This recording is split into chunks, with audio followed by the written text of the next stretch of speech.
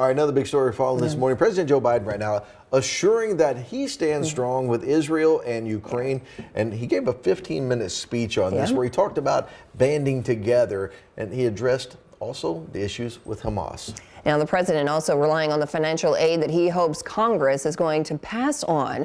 Well, Liz Lawrence has the latest.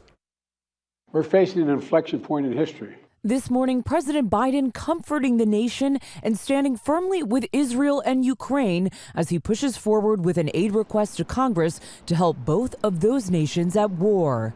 If we walk away from Ukraine, if we turn our backs on Israel, it's just not worth it.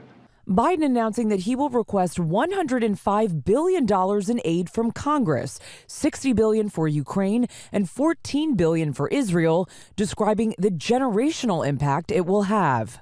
It's a smart investment that's going to pay dividends for American security for generations. Help us keep American troops out of harm's way.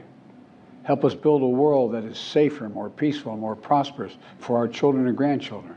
While Biden stated that he does not want to send boots on the ground into a foreign conflict like Ukraine, the Department of Defense did announce that a U.S. Navy destroyer intercepted missiles and drones fired from Yemen in the direction of Israel.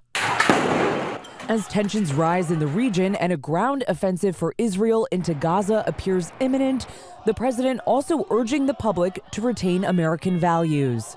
We must, without equivocation, denounce anti-Semitism. We must also, without equivocation, denounce Islamophobia.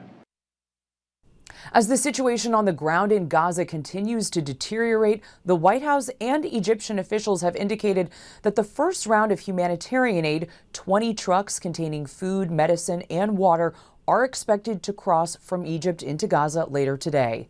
In Washington, Liz Landers, ABC News.